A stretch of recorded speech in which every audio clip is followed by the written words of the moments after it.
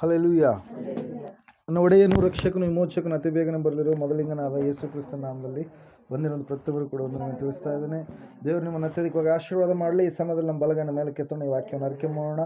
ಯೆಹೋವನು ಒಳ್ಳೆಯವನು, ಆತನ ಕೃಪೆಯು ಶಾಶ್ವತವಾಗಿರುವುದು.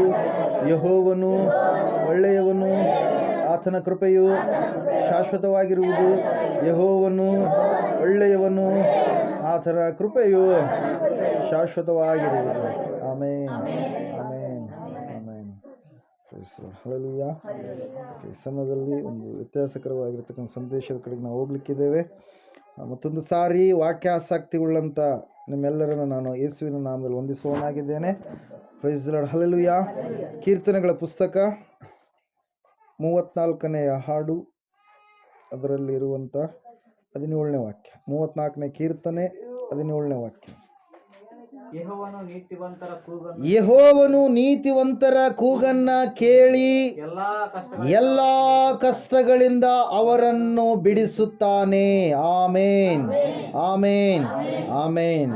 ಹಲ್ಲೆಲೂಯಾ. Praise Lord. ದೇವರ ವಾಕ್ಯದಲ್ಲಿ ನಾವು ನೋಡ್ತಾ ಇದ್ದೇವೆ, ಸತ್ಯವೇದ ಹೇಳ್ತಾ ಇದೆ, ನಮ್ಮ ದೇವರು ಬಿಡಿಸುವಂತ ದೇವರು. ಹಲ್ಲೆಲೂಯಾ.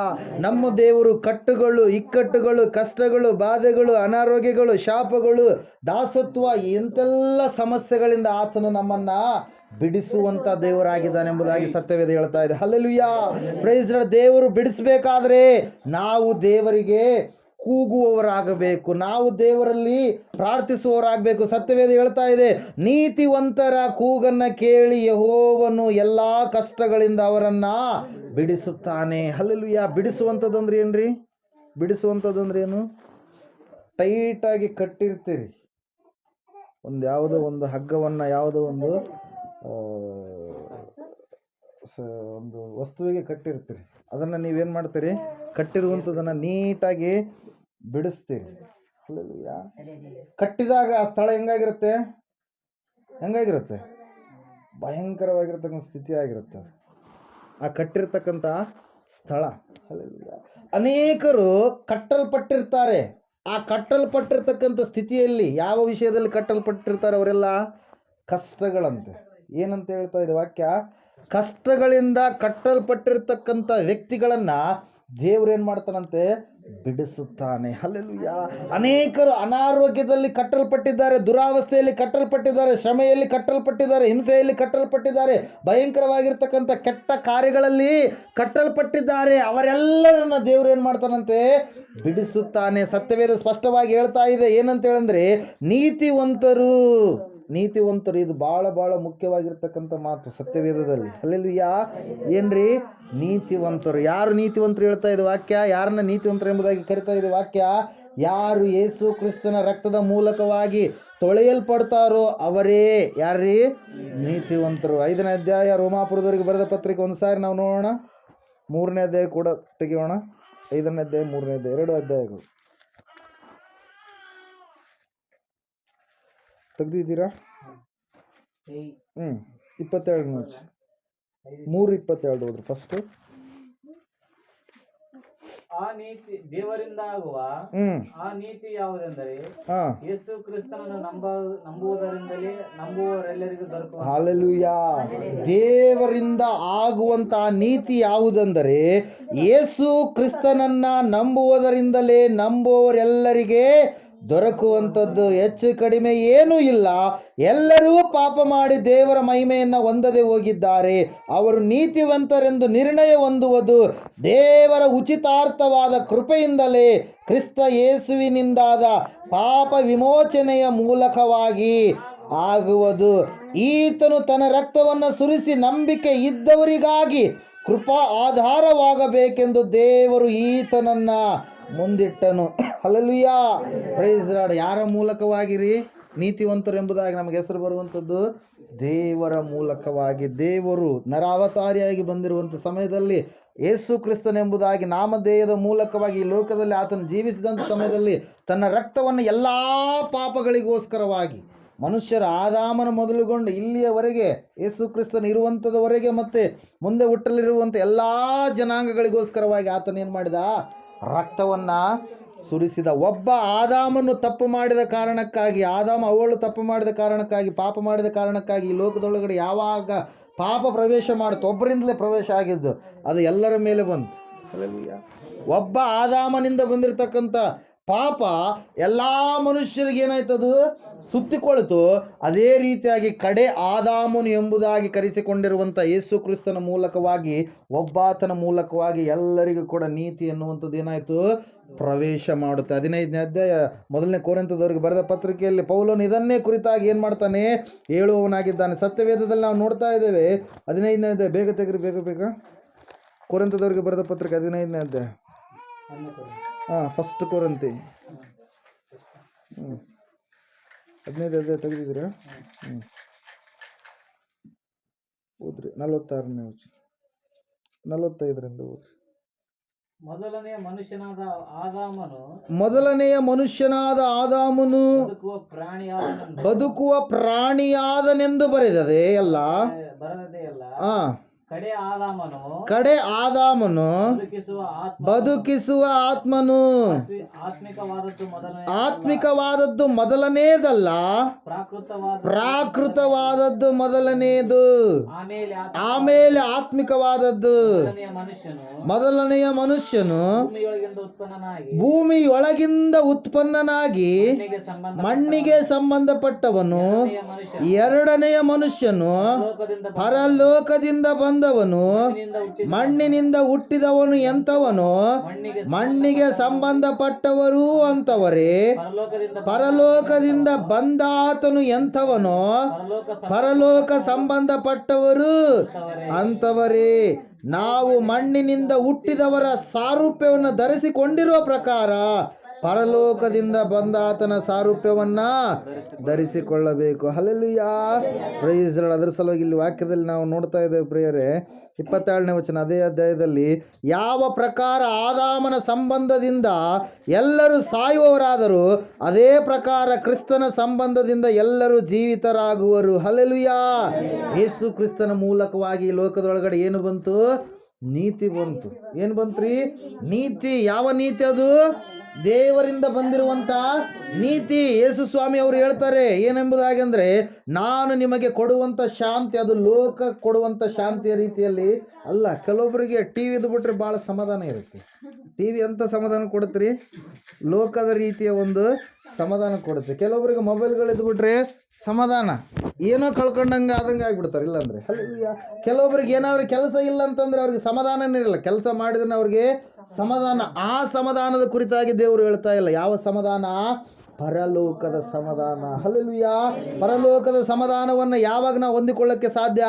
ನಮ್ಮ ಪಾಪಗಳನ್ನು ನಾವು ಒಪ್ಪಿಕೊಂಡು ಬಿಟ್ಟು ದೇವರ ಮಕ್ಕಳಾಗಿ, ಆ ದೇವರಿಗಾಗಿ ಎದುರು ನೋಡುವಂಥ ಮಕ್ಕಳಾದಾಗ ಮಾತ್ರ ಪರಲೋಕದ ಸಮಾಧಾನವನ್ನು ನಾವು ಹೊಂದಿಕೊಳ್ಳೋದಕ್ಕೆ ಸಾಧ್ಯ ಪ್ರಿಯರೇ. ಅದು ಯೇಸು ಕ್ರಿಸ್ತನ ಮೂಲಕವಾಗಿ ಮಾತ್ರ ಬರುತ್ತದೆ. ಹಲ್ಲೆಲೂಯಾ.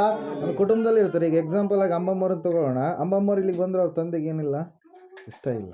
ಹಲ್ಲೆಲೂಯಾ. ಅವ್ರ ತಂದೆ ಆ ಅಮ್ಮಗೆ ಭಾಳ ಸಂತೋಷ, ಬಹಳ ಇಷ್ಟ ದೇವರಂದ್ರೆ. ಹಲ್ಲೆಲೂಯಾ. ಆದರೆ ಅವ್ರ ತಂದೆಗೆ ಏನಿಲ್ಲ, ಇಷ್ಟ ಇಲ್ಲ. ಅದ್ರ ಸಲ ಸ್ವಾಮಿಯವರು ಒಂದ್ಸಾರಿ ಹೇಳ್ತಾರೆ ಏನಂತೇಳಿ, ನಾನು ಶಾಂತಿ ಕೊಡುವುದಕ್ಕಾಗಿ ಬಂದಿದ್ದೇನೆ ಎಂಬುದಾಗಿ ನೆನೆಸಬೇಡ್ರಿ, ನಾನು ವಿರೋಧ ಮಾಡುವುದಕ್ಕಾಗಿಯೇ ಬಂದಿದ್ದೇನೆ, ಕೆಚ್ಚ ಹಚ್ಚೋದಕ್ಕಾಗಿಯೇ ಬಂದಿದ್ದೇನೆ ಅಂತ ಹೇಳ್ತಾರೆ. ಹಲ್ಲೆಲೂಯಾ.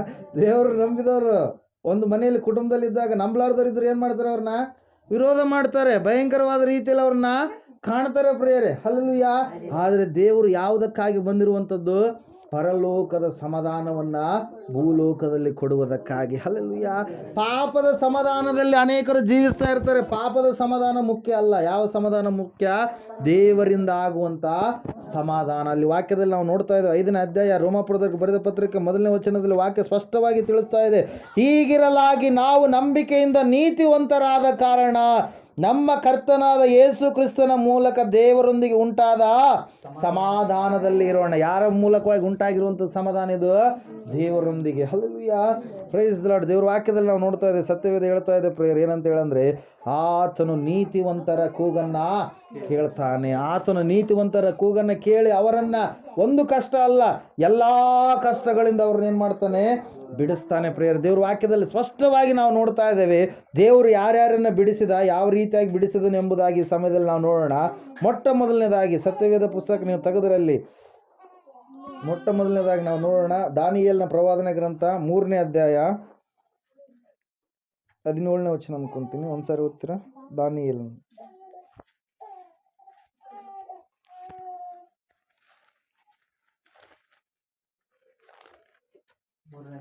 ಹಾಂ 17.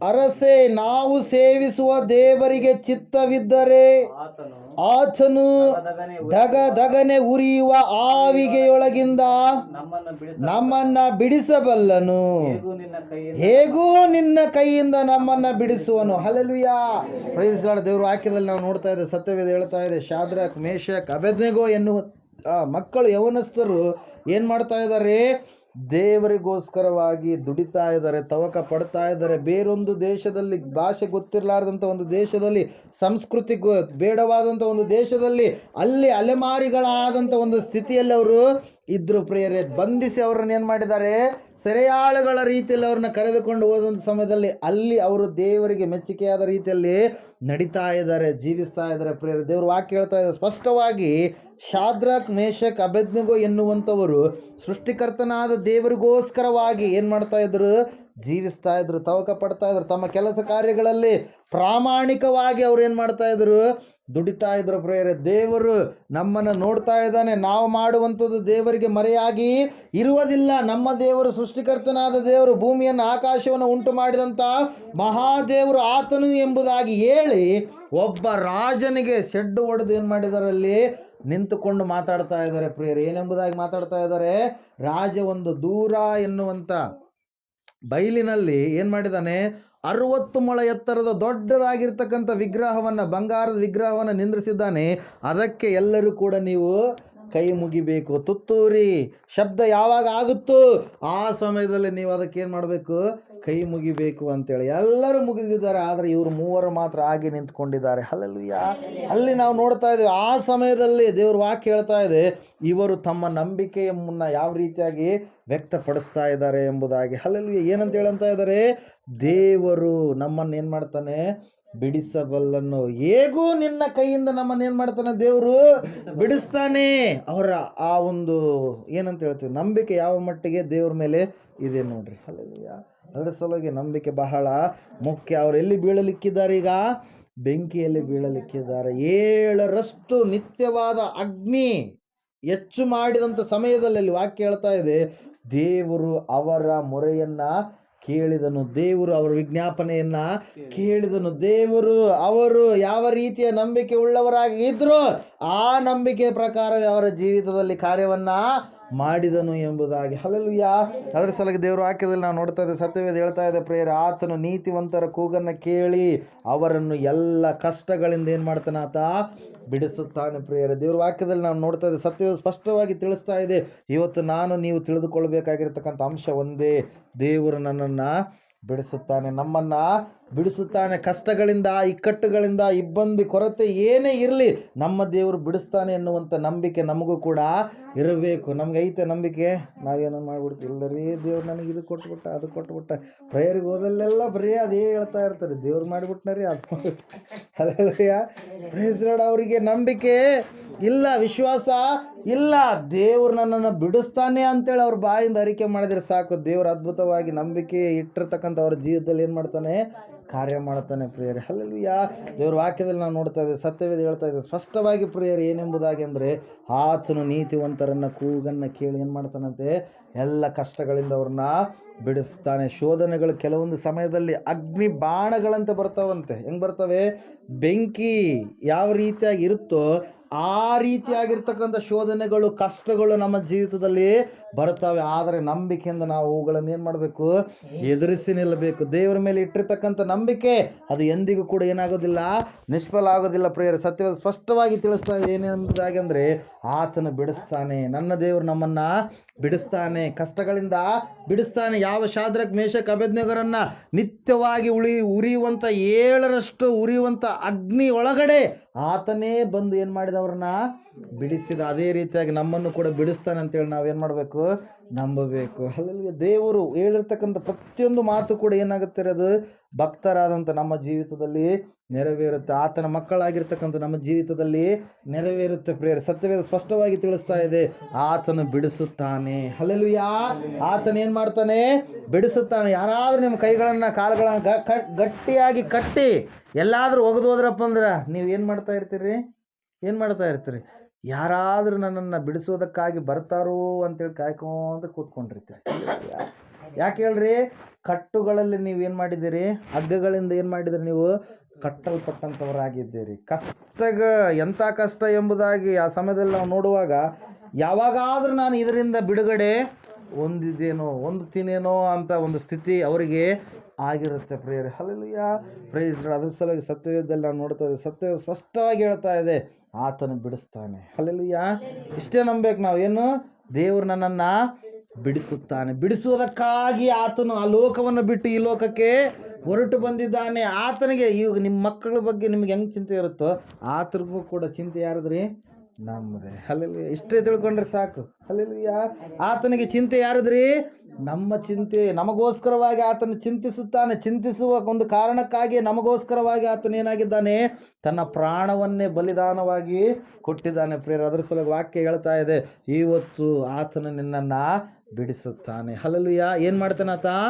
ಬಿಡಿಸುತ್ತಾನೆ, ಬಿಡಿಸುತ್ತಾನೆ, ಬಿಡಿಸುತ್ತಾನೆ. ಇಲ್ಲಿ ವಾಕ್ಯದಲ್ಲಿ ನಾವು ನೋಡ್ತಾ ಇದ್ದೇವೆ, ಸತ್ಯವೇ ಸ್ಪಷ್ಟವಾಗಿ ಹೇಳ್ತಾ ಇದೆ. ಅಲ್ಲಿ ಮುಂದೆ ನಾವು ನೋಡಿದಾಗ ಅಲ್ಲಿ ಓದ್ರಿ ಒಂದ್ಸಾರಿ 25 ಓದ್ರಿ. ಅದಕ್ಕೆ ಅವನು, ಈಗೋ ಕಟ್ಟಿಲ್ಲದ ನಾಲ್ವರನ್ನ ನೋಡುತ್ತೇನೆ, ಬೆಂಕಿಯಲ್ಲಿ ತಿರುಗಾಡುತ್ತಿದ್ದಾರೆ, ಅವರಿಗೆ ಯಾವ ಹಾನಿಯೂ ಇಲ್ಲ. ಇವನೇನ್ ಮಾಡಿದಾನೆ? ನೆಬೂಕದ್ನೆಚ್ಚರ ಮಹಾರಾಜ ಹಗ್ಗಗಳಿಂದ ಕಟ್ಟಿಸಿಬಿಟ್ಟಿದ್ದಾನೆ. ಕಟ್ಟಿಸಿ ಏನು ಮಾಡಿದ್ದಾನೆ? ಬೆಂಕಿಯಲ್ಲಿ ಹಾಕಿದ್ದಾನೆ. ಇವಾಗ ಇವ್ರು ಹೆಂಗೆ ಕಾಣಿಸ್ತಾ ಇದ್ದಾರೆ? ಕಟ್ಟಿಲ್ಲದ ಎಷ್ಟು ಜನ ಇದ್ದಾರಂತೆ? 4 ಇದ್ದಾರೆ. ಹಲ್ಲೆಲೂಯಾ. ಶಾದ್ರಕ್ ಮೇಷಕ್ ಅಬೇದ್ನೆಗೋ ಮತ್ತು ಅವರನ್ನು ಬಿಡಿಸುವುದಕ್ಕಾಗಿ ಬಂದಿರುವಂಥ ದೇವರು. ಹಲ್ಲೆಲೂಯಾ. Praise Lord. ಸತ್ಯವಾದ ಸ್ಪಷ್ಟವಾಗಿ ತಿಳಿಸ್ತಾ ಇದೆ ಪ್ರಿಯರೇ, ಕಟ್ಟಿಲ್ಲದ 4ರನ್ನ ಈಗ ನಾವು ನೋಡ್ತಾ ಇದ್ದೇವೆ. ಇಲ್ಲಿ ವಾಕ್ಯ ಹೇಳ್ತಾ ಇದೆ, ಅವರ ಕೂಗನ್ನ ದೇವರು ಕೇಳಿದ. ಅವರು ಇಟ್ಟಿರ್ತಕ್ಕಂಥ ಮನವಿಯನ್ನು ದೇವರು ತಿರಸ್ಕಾರ ಮಾಡಲಿಲ್ಲ. ಆದರೆ ಅವ್ರು ಏನು ಮಾಡಿದರು? ನೀತಿವಂತರಾಗಿದ್ದರು. ಹಲ್ಲೆಲೂಯಾ. ಅದು ಭಾಳ ಮುಖ್ಯ. ನೀತಿವಂತಿಕೆ ಅನ್ನುವಂಥದ್ದು ಸುಮ್ಮನೆ ಅದು ಬರುವಂಥದ್ದಲ್ಲ. ಹಲ್ಲೆಲೂಯಾ. ಹೊರಗಡೆ ಏನಂತಾರೆ, ಒಳಗಡೆ ಏನೋ ಅಂತಾರೆ. ಏನಂತಾರೆ ಹೇಳ್ರಿ? ಪೈನ ಪಟಾರಂ ಲೋನ್ ಲೋಟಾರಂ ಅಂತೇಳಿ ತೆಲುಗಲ್ಲಾರೆ. ಹೊರಗಡೆ ಬಣ್ಣ ಒಳಗಡೆ ಸುಣ್ಣ ಏನು ಅಂತಾರಲ್ರಿ? ಹೊರಗಡೆ ಸುಣ್ಣ ಒಳಗಡೆ ಬಣ್ಣ ಏನು ಅಂತಾರೆ? ಮ್ಯಾಗ ಬಣ್ಣ ಒಳಗ ಸುಣ್ಣ. ಅದ್ರಂಗ ನಾವು ಇರಬಾರ್ದು. ಹಲ್ಲೆಲೂಯಾ. ನೀತಿವಂತರು ಎಲ್ಲಿದ್ದರೂ ಕೂಡ ದೇವರವ್ರನ್ನ ಏನು ಮಾಡ್ತಾನಂತೆ?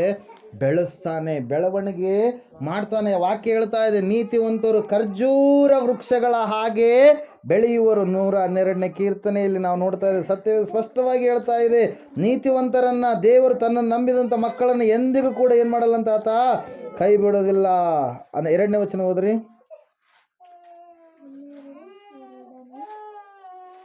ನೂರ 12.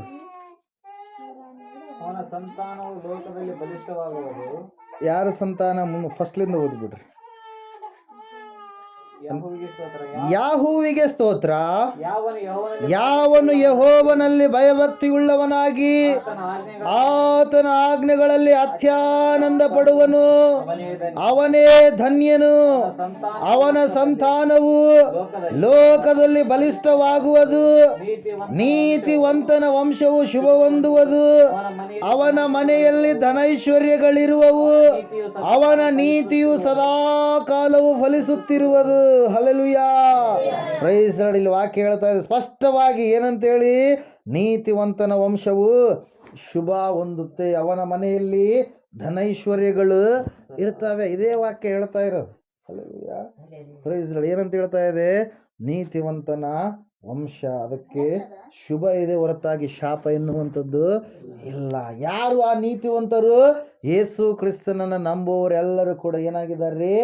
ನೀತಿವಂತರು ಎಂಬುದಾಗಿ ಕರೆಯಲ್ಪಡ್ತಾರೆ. ಯಾಕಂದ್ರೆ ಆತನ ಮೇಲೆ ನಂಬಿಕೆ ಇಡುವಂಥ ಪ್ರತಿಯೊಬ್ಬನೂ ಕೂಡ ಏನಾಗಿದ್ದಾನೆ ಎಂಬುದಾಗಿ ಹೇಳುತ್ತೆ ವಾಕ್ಯ, ನೀತಿವಂತ. ಇಲ್ಲಿ ವಾಕ್ಯದಲ್ಲಿ ನಾವು ನೋಡ್ತಾ ಇದ್ದೇವೆ, ಸತ್ಯ ಸ್ಪಷ್ಟವಾಗಿ ತಿಳಿಸ್ತಾ ಇದೆ ಪ್ರಿಯರೇ. ನೀತಿವಂತರು ಖರ್ಜೂರದ ವೃಕ್ಷದ ಹಾಗೆ ಏನು ಮಾಡ್ತಾರಂತೆ?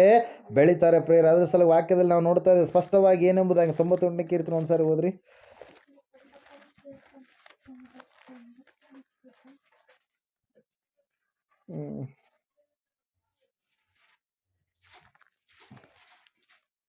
ಹಲ್ಲೆಲೂಯಾ.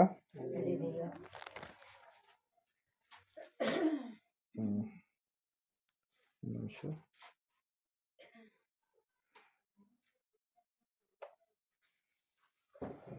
98ನೇ ಕೀರ್ತನೆಯಲ್ಲಿ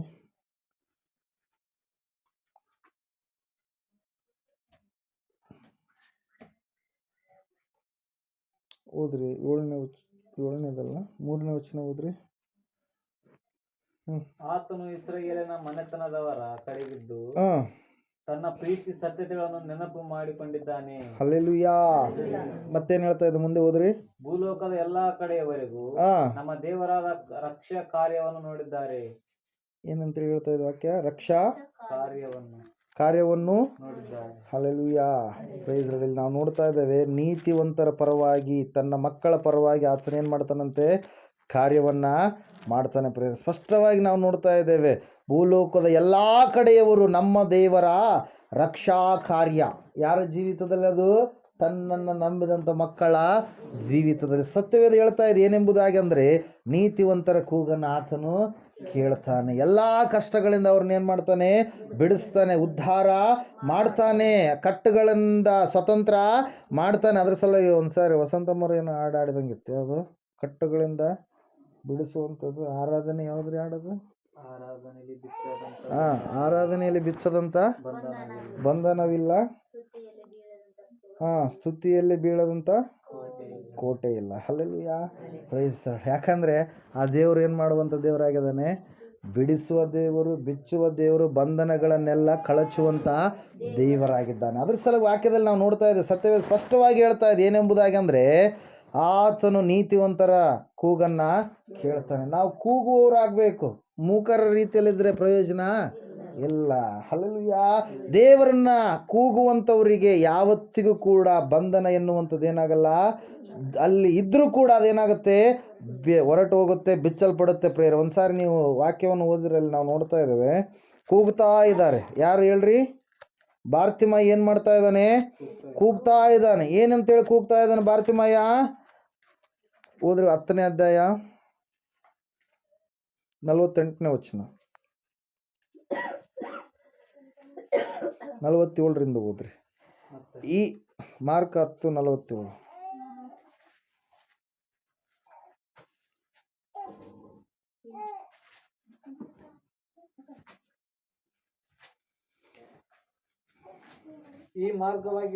ಈ ಮಾರ್ಗವಾಗಿ ಹೋಗುವವನು ನಜರೇತಿನ ಯೇಸುವೆಂದು ಅವನು ಕೇಳಿ, ದಾವೀದನ ಕುಮಾರನೇ ಯೇಸುವೇ, ನನ್ನನ್ನು ಕರುಣಿಸು ಎಂದು ಕೂಗಿಕೊಳ್ಳುವುದಕ್ಕೆ ಪ್ರಾರಂಭಿಸಿದನು.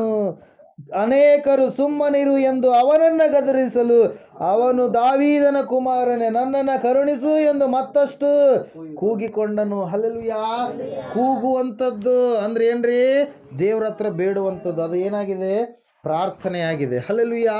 ಯೇಸು ಸ್ವಾಮಿ ಮಾರ್ಗವಾಗಿ ಹೋಗ್ತಾ ಇದ್ದಾನೆ ಎಂಬುದಾಗಿ ಯಾವಾಗ ಆ ಕುರುಡ ಭಿಕ್ಷುಗಾರನು ಕೇಳಿಸಿಕೊಂಡ ಸಮಯದಲ್ಲಿ ಆತನ ಏನು ಮಾಡ್ತಾ ಇದ್ದಾನೆ?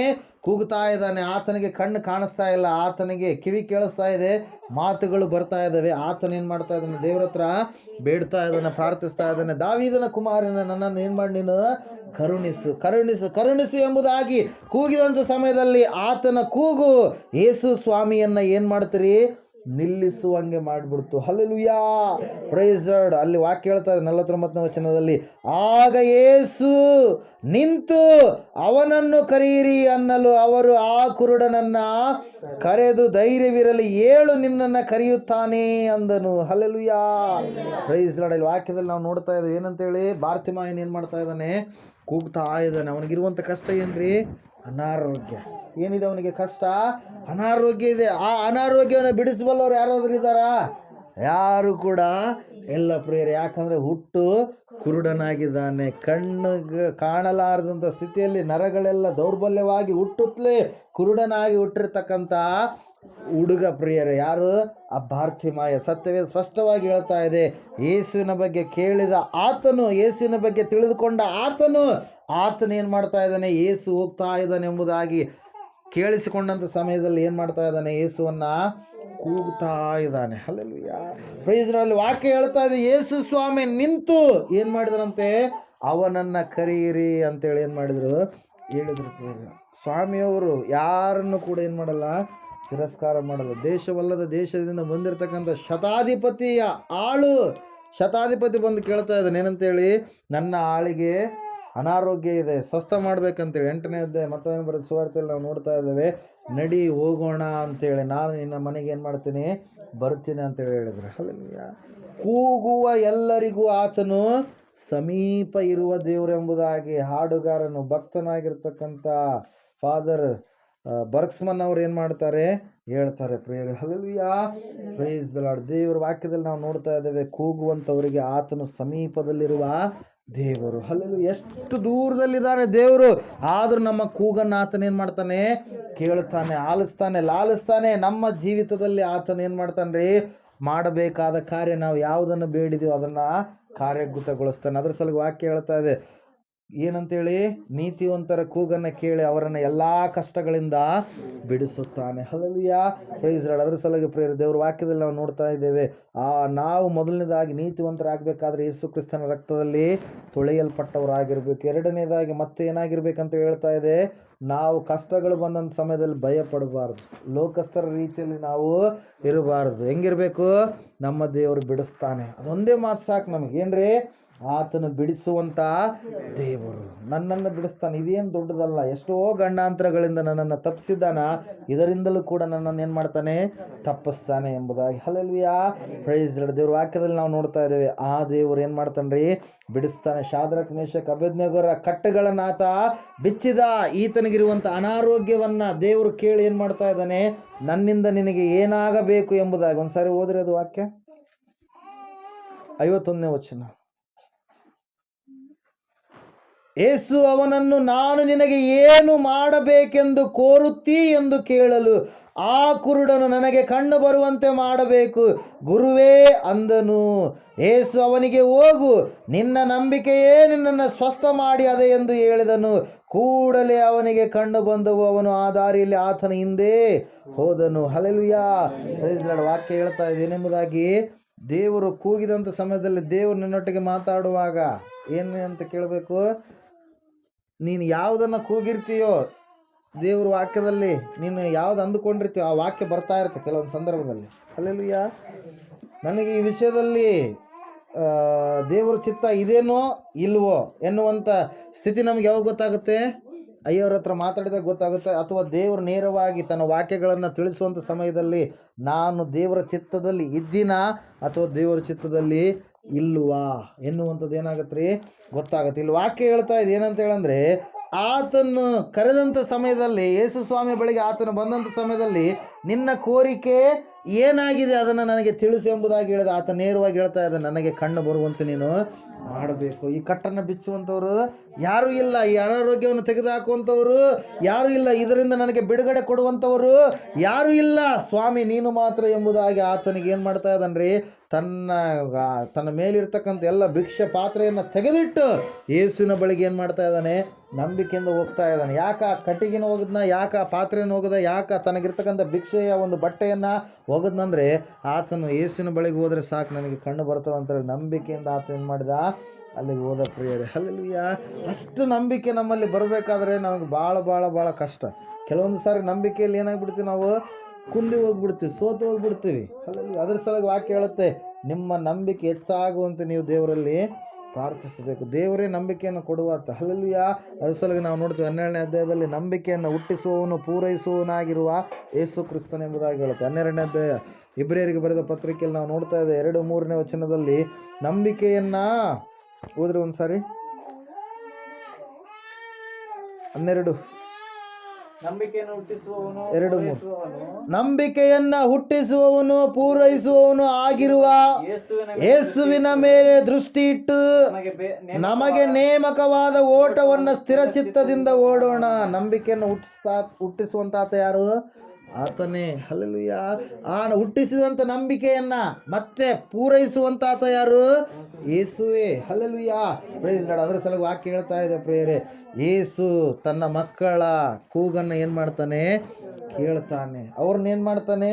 ಬಿಡಿಸುತ್ತಾನೆ. ಅದರ ಸಲುವಾಗಿ ವಾಕ್ಯದಲ್ಲಿ ನಾವು ನೋಡ್ತಾ ಇದ್ದೇವೆ, ನೀತಿವಂತರನ್ನ ಕೂಗನ್ನು ಕೇಳಿ ಅವರನ್ನು ಎಲ್ಲ ಕಷ್ಟಗಳಿಂದ, ಒಂದು ಕಷ್ಟ ಅಲ್ಲ, ಹಲ್ಲೆಲೂಯಾ, ಇನ್ನು ಯಾವ ಯಾವ ಕಷ್ಟಗಳಿದ್ದಾವೆ ಅದು ಮುಂದಿನ ವಾರ ಯಾರ ಮನೇಲಿ ಪ್ರಾರ್ಥನೆ ಇರುತ್ತೋ ಅವತ್ತು ದಿವಸ ನಾವು ನೋಡೋಣ. ಈ ಸಮಯದಲ್ಲಿ ನಾವೆಲ್ಲರೂ ನಿಂತ್ಕೊಳ್ಳೋಣ, ಪ್ರಾರ್ಥನೆ ಮಾಡಿಕೊಳ್ಳೋಣ. ಕೂಗುವ ಎಲ್ಲರಿಗೂ ಬಹು ಸಮೀಪ ಇರುವವನೇ, ಕೂಗುವ ಎಲ್ಲರಿಗೂ ಬಹು ಸಮೀಪ ಇರುವವನೇ, ಕಷ್ಟದಿ ಕರೆಯುವ ಕೂಗನ್ನು ಕೇಳಿ ಬಿಡುಗಡೆ ಕೊಡುವವನೇ, ಕಷ್ಟದಿ ಕರೆಯುವ ಕೂಗನ್ನು ಕೇಳಿ ಬಿಡುಗಡೆ ಕೊಡುವವನೇ, ನನ್ನೇಸು ರಾಜ ಸ್ತೋತ್ರ, ನನ್ನೇಸು ರಾಜ ಸ್ತೋತ್ರ, ಸ್ತುತಿ ಸ್ತೋತ್ರ, ಸ್ತುತಿ ಸ್ತೋತ್ರ, ಜೀವಾಂತ್ಯ ದಿನವೆಲ್ಲ ಸ್ತುತಿ ಸ್ತೋತ್ರ, ಸ್ತುತಿ ಸ್ತೋತ್ರ, ಜೀವಾಂತ್ಯ ದಿನವೆಲ್ಲ. ಪ್ರಾರ್ಥನೆ ಮಾಡಿಕೊಳ್ಳೋಣ. ಈ ಸಮಯದಲ್ಲಿ ಯಾವ ಕಟ್ಟುಗಳಲ್ಲಿ ನೀವಿದ್ದೀರಿ, ಯಾವ ಬಂಧನಗಳಲ್ಲಿ ನೀವಿದ್ದೀರಿ, ದೇವರ ವಾಕ್ಯ ಹೇಳ್ತಾ ಇದೆ, ಕೂಗುವ ಎಲ್ಲರಿಗೂ ಆತನು ಬಿಡಿಸುವಂತ ದೇವರಾಗಿದ್ದಾನೆ. ನೀತಿವಂತರ ಕೂಗನ್ನ ಕೇಳಿ ಎಲ್ಲ ಕಷ್ಟಗಳಿಂದ ಆತನು ಬಿಡಿಸುತ್ತಾನೆ ಎಂಬುದಾಗಿ. ಪಾಪವೆಂಬ ದಾಸತ್ವದಲ್ಲಿದ್ದೀಯಾ? ಶಾಪದ ಕೆಳಗಡೆ ಇದ್ದೀಯಾ? ಅನಾರೋಗ್ಯದಲ್ಲಿದ್ದೀಯಾ? ಬೆಂಕಿಯಲ್ಲಿದ್ದೀಯಾ? ಒಂದು ಕಷ್ಟಗಳಲ್ಲಿ ನೀನು ಜೀವಿಸ್ತಾ ಇದ್ದೀಯಾ? ದೇವರು ವಾಕ್ಯ ಹೇಳ್ತಾ ಇದೆ, ಆತನು ನಿನ್ನನ್ನು ಬಿಡಿಸುವವನಾಗಿದ್ದಾನೆ ಎಂಬುದಾಗಿ. ಆತನು ನೀನು ಮೊರೆ ಇಡುವುದಾದರೆ ಆತನು ನಿನ್ನನ್ನು ಎಲ್ಲ ಕಷ್ಟಗಳಿಂದ ಬಿಡಿಸುವನು ಎಂಬುದಾಗಿ 50ನೇ ಕೀರ್ತನೆ 15ನೇ ವಚನ ಹೇಳ್ತಾ ಇದೆ. ಪ್ರೇರಿ ಸಮಯದಲ್ಲಿ ನಾವು ಪ್ರಾರ್ಥಿಸೋಣ. ದೇವರು ವಾಕ್ಯ ಹೇಳ್ತಾ ಇದೆ, ಆತನು ನಿನ್ನನ್ನ ಬಿಡಿಸುವಂತ ಯೇಸುವು. ಹಲ್ಲೆಲೂಯಾ. ಸ್ತೋತ್ರ ಸ್ವಾಮಿ. ಪರಿಶುದ್ಧನಾದ ದೇವರೇ, ಪರಲೋಕ ತಂದೆ ನಿನಗೆ ಸ್ತೋತ್ರಗಳಯ್ಯ. ಅದ್ಭುತ ಆಶ್ಚರ್ಯ ಕಾರ್ಯಗಳನ್ನು ಮಾಡುವ ಮಹಾದೇವರೇ ನಿನಗೆ ಸ್ತೋತ್ರಗಳು. ಸುರಕ್ಷತೆ ಕೊಡುವ ದೇವರೇ ನಿಮಗೆ ಸ್ತೋತ್ರಗಳಯ್ಯ. ಕಷ್ಟಗಳಿಂದ ಬಿಡಿಸುವ ದೇವರೇ ನಿಮಗೆ ಸ್ತೋತ್ರಗಳು. ಅನಾಹುತಗಳಿಂದ ತಪ್ಪಿಸುವ ದೇವರೇ ನಿಮಗೆ ಸ್ತೋತ್ರಗಳು. ಕೇಡು ಗಂಡಾಂತರಗಳಿಂದ ಬಿಡಿಸುವ ದೇವರೇ ನಿಮಗೆ ಸ್ತೋತ್ರಗಳಯ್ಯ. ಕಟ್ಟುಗಳೆಲ್ಲವನ್ನ ಬಿಚ್ಚುವ ದೇವರೇ ನಿಮಗೆ ಸ್ತೋತ್ರಗಳು, ಸ್ತೋತ್ರಗಳು, ಸ್ತೋತ್ರಗಳು ಸ್ವಾಮಿ. ವಾಕ್ಯ ಕೇಳಿದ್ದಾರೆ, ವಾಕ್ಯದ ಪ್ರಕಾರವಾಗಿ ಸ್ವಾಮಿ, ನೀತಿವಂತರು ನಾವೇ, ಯೇಸುವನ್ನು ನಂಬಿದ ಮಕ್ಕಳೇ ನೀತಿವಂತರು ಎಂಬುದಾಗಿ. ಇವರು ಕೂಗುವ ಕೇಳನ ಕೂಗುವ ಕರ್ತನೆ ಕರ್ತನೆ ಕೂಗುವಂತ ಸ್ವರವನ್ನು ನೀನು ಕೇಳುವ ದೇವರಾಗಿದ್ದೀಯಾ. ಕರ್ತನೆ ಕಷ್ಟದಿಂದ ಬಿಡಿಸುವ ದೇವರಾಗಿದ್ದೀ ಎನ್ನುವಂತ ವಿಶ್ವಾಸ, ನಂಬಿಕೆ ಇವರಲ್ಲಿ ಹುಟ್ಟಿಸಯ್ಯ. ಕರ್ತನ ಅದನ್ನು ಪೂರೈಸಬೇಕೆಂಬುದಾಗಿ ಕೂಡ ಪ್ರಾರ್ಥಿಸ್ತಾ ಇದ್ದೇವೆ. ಎಲ್ಲಾ ರೀತಿಯಿಂದ ಸೌಖ್ಯತೆ ಕೊಟ್ಟು ನಡೆಸಬೇಕೆಂಬುದಾಗಿ, ಸುರಕ್ಷತೆ ಆರೋಗ್ಯ ಆನಂದದಿಂದ ಇವರನ್ನ ತುಂಬಿಸಿ ತೃಪ್ತಿಪಡಿಸಿ ಬಲಪಡಿಸಬೇಕೆಂಬುದಾಗಿ ನಜರೇತಿನ ಯೇಸು ಕ್ರಿಸ್ತನ ನಾಮದಲ್ಲಿ ಪ್ರಾರ್ಥಿಸಿ ಅರ್ಪಿಸಿ ಬೇಡಿದೆಲ್ಲವನ್ನು ಯೇಸು ನಾಮದಲ್ಲಿ ಹೊಂದಿದ್ದೇವೆ ಪರಮ ತಂದೆ. ತಂದೆಯಾದ ದೇವರ ಶಾಶ್ವತವಾದ ಪ್ರೀತಿ, ಕುಮಾರನಾಗಿ ಬಂದರು ಯೇಸು ಕ್ರಿಸ್ತನ ಶಾಶ್ವತವಾದ ಕೃಪೆ, ಪರಿಶುದ್ಧಾತ್ಮ ದೇವರ ಶಾಶ್ವತವಾದ ಅನ್ಯತೆ ನಡೆಸಬೇಕು, ಅಲಂಕರಿಸಬೇಕು. ಕೂಡಿ ಬಂದಿರುವ ಇವರ ಸಂಗಡಲ್ಲೂ ಸಕಲ ಸದ್ಭಕ್ತರ ಸಂಗಡಲ್ಲೂ ಯಾವತ್ ಪ್ರಪಂಚದ ಸಂಗಡಲ್ಲೂ ಸದಾಕಾಲ ನೆಲೆಯಾಗಿರಲಿ ಸ್ವಾಮಿ. ಯೇಸು ರಕ್ತಕ್ಕೆ ಜಯ, ಸಕಲ ಪಾಪಗಳು ಲಯ. ಯೇಸು ರಕ್ತಕ್ಕೆ ಜಯ, ಸಕಲ ಪಾಪಗಳು ಲಯ. ಯೇಸು ಪ್ರಭು ರಕ್ತಕ್ಕೆ ಸಂಪೂರ್ಣ ವಿಜಯ, ಸಕಲ ಪಾಪಗಳಿಗೆ ಅನಂತಕಾಲ ನಾಶನ. Hallelujah hallelujah hallelujah. ಸ್ತೋತ್ರ ಸ್ತೋತ್ರ ಸ್ತೋತ್ರ. Amen amen amen.